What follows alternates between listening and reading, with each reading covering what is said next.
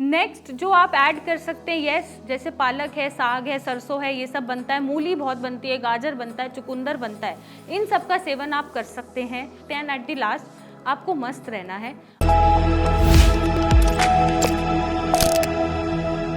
Winters are approaching और psoriasis patient की समस्या थोड़ी सी बढ़ जाती है, क्योंकि उन्हें लगता है कि, लगता नहीं है एक्चुअली, ऐसा होता भी है कि स्किन में फ्लेयर अप है, बढ़ गया है, ड्राइनेस बढ़ गई है, इचिंग बढ़ गई है, खुजा खुजा के आपने शायद ब्लीड आउट भी कर लिया है, या क्रैक्स पड़ गए, कट्स पड़ गए हैं।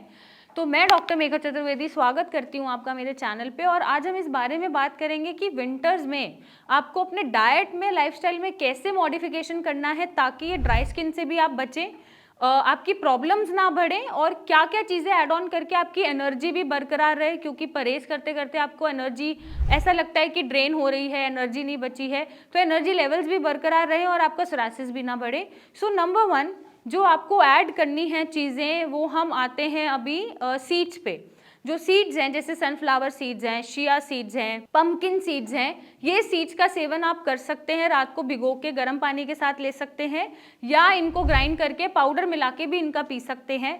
एक तो ये हेल्प करेंगे आपको प्रोटीन देने में, फॉलिक एसिड देने में, बहुत छोटे छोटे जो न्यूट्रिएंट्स होते हैं बॉडी में उनको पूर्ति करते हैं, और ये जितना भी इन्फ्लेमेटरी पार्ट है बॉडी का वो रिड्यूस कर देते हैं और वेट भी मैनेज करते हैं। तो इस तरीके से ये आपको हेल्प करेंगी अपने सोरासिस को कंट्रोल करने में। नेक्स्ट जो नट्स होते हैं, सर्दियों में अक्सर लोग जो ड्राई फ्रूट्स हैं वो भिगो के खाना पसंद करते हैं, तो आपको कौन कौन से ड्राई फ्रूट्स का इंटेक करना है, वो है बादाम और अखरोट, और मेक श्योर आप करेंगे कि दोनों ही आप भिगा के इनका सेवन करें। भिगा के इसलिए क्योंकि कोई भी जब नेचुरल चीज़ उगाई जाती है तो उसके ऊपर कुछ ना कुछ पॉइजनस मटेरियल होता है और कोई ना कोई टॉक्सिन्स लगे होते हैं, भीगने से वो टॉक्सिन्स खत्म हो जाते हैं, इसलिए ये हम बोलते हैं कि भिगो के आप खाइए। और जो बहुत गर्मी तासीर वाली चीज़ें होती हैं वो बहुत गर्म नहीं रहती हैं, वो न्यूट्रल तरीके से आपकी बॉडी में रिएक्ट करती हैं, तो इस तरीके से आप इनका सेवन करेंगे। नेक्स्ट जो आप ऐड कर सकते हैं, यस, जैसे पालक है, साग है, सरसों है, ये सब बनता है, मूली बहुत बनती है, गाजर बनता है, चुकंदर बनता है,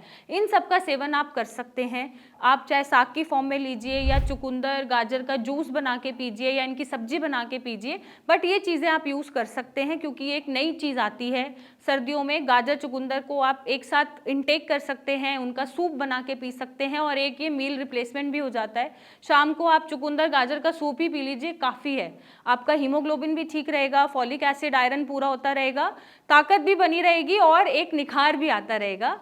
नेक्स्ट आपको जो ऐड करने की ज़रूरत है वो है लो प्रोटीन,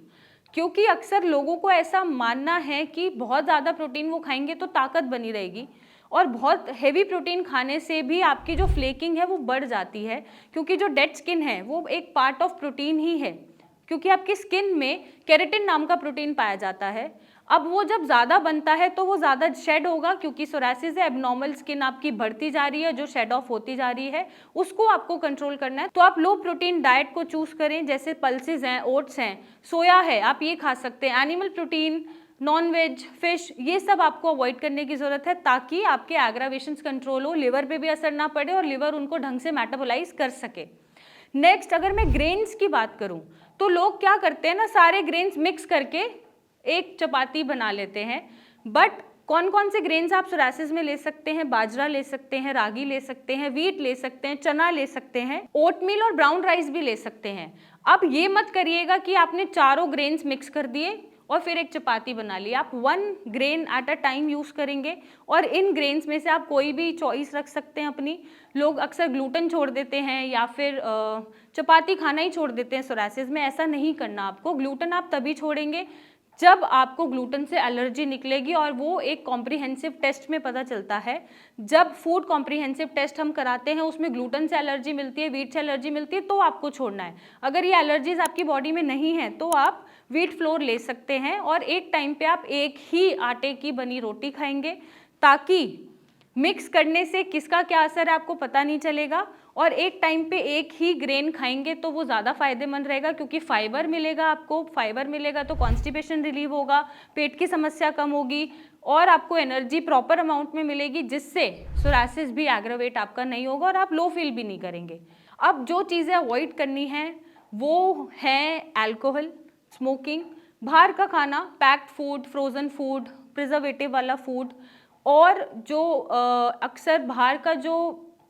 रेड मीट मिलता है या घर का भी बना रेड मीट, चिकन, मटन आप नहीं खाएंगे, फिश नहीं खाएंगे, ये चीज़ें आपको अवॉइड करनी है। स्मोकिंग अगर आप चाहें नहीं, करनी ही चाहिए, क्योंकि मैंने पेशेंट को लिटरली नेगोशिएट करते हुए देखा है कि मैम हम डेली पीते हैं, डेली स्मोकिंग करते हैं, आप हफ्ते में 1 दिन करने देना, दवाइयाँ असर करनी चाहिए। तो ऐसा नहीं होता है। आपको समझने की ज़रूरत है कि जो बीमारी आपको है वो आपको तभी ठीक हो पाएगी ज़िंदगी में, आप उससे छुटकारा तभी कर पाएंगे जब आप अपने लाइफस्टाइल और ईटिंग हैबिट्स को सुधारेंगे। अगर आप एक बार भी पी रहे हैं ना अल्कोहल, तो एग्रावेशन आ सकता है और सोरासिस आपका बढ़ सकता है। तो ये चीज़ें आपको अवॉइड करने की ज़रूरत है। एनुअल प्रोटीन आप नहीं लेंगे, कार्ब्स इनटेक आप कम करेंगे, इन सबको करने से इंसुलिन की रेजिस्टिविटी कम होती है, जो आपकी बॉडी में या लिवर प्रोसेसेस हैं जो ढंग से काम नहीं कर रही हैं वो इन्हांस होती हैं, और आपका फाइबर इनटेक होता है, आपकी बॉडी में जितनी इन्फ्लेमेशन है वो कम होनी शुरू हो जाती है और आप हल्का फील करना शुरू करते हैं। तो ये चीज़ें आप ध्यान में रखेंगे। फ्रूट्स आप खा सकते हैं, लेकिन खट्टे फ्रूट्स आप नहीं खाएंगे। फ्रूट्स में आप एप्पल, अनार, गुआवा, बनाना, पपाया, ये सब आप ले सकते हैं, और अपने एक मील को आप फ्रूट्स और सूप से ही रिप्लेस कर सकते हैं। तो ऐसा नहीं है कि खाने के चॉइसेस नहीं होते, इट्स ओनली दैट कि हम क्या चाहते हैं और हम क्या चूज़ करते हैं। अक्सर लोगों को चाहिए होता है कि उनको एक्ट्रेसेस जैसी बॉडी चाहिए, या शक्ल चाहिए, या ग्लो चाहिए, या विराट कोहली जैसा लीन जो फिजिक है वो चाहिए, बट आप ये नहीं सोचते कि वो कितना श्रम करते हैं इन चीज़ों के लिए। शायद वो एक भी चीज़ ऐसी नहीं खाते होंगे जिनसे उनको पता है कि नुकसान होगा,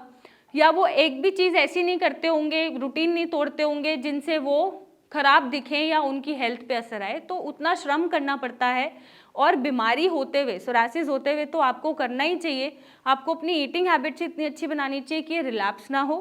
और जो अवॉइड करने की चीज़ें उसमें आप शुगर भी अवॉइड करेंगे, मैदा भी अवॉइड करेंगे, और एक्सेसिव इनटेक ऑफ सॉल्ट भी अवॉइड करेंगे, ताकि इन रिफाइंड चीज़ों को खाने से आपका इंसुलिन ना बढ़े और आपके लिवर की फंक्शनिंग हैम्पर ना हो और सोरासिस एग्रावेट ना हो। तो ये चीज़ें करके भी आप काफ़ी हद तक अपनी बीमारी को फ्लेयर अप होने से रोक सकते हैं, एग्रावेशन होने से रोक सकते हैं, एंड एट द लास्ट आपको मस्त रहना है। अगर आप बीमारी को लेके बैठे रहेंगे, इसको बार बार देखते रहेंगे,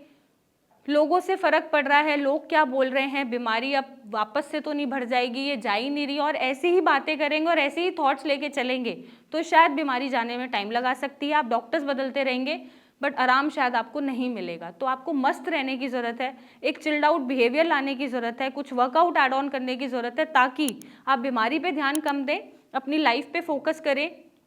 और मस्त रहें। अगर आप सोरासिस ठीक करना चाहते हैं तो नीचे दिए गए नंबर पे इमेजेस भेजिए, मेरी टीम से बात करिए, मुझसे आके मिलिए और इसका एक सही इलाज पाइए। Thank you and take care.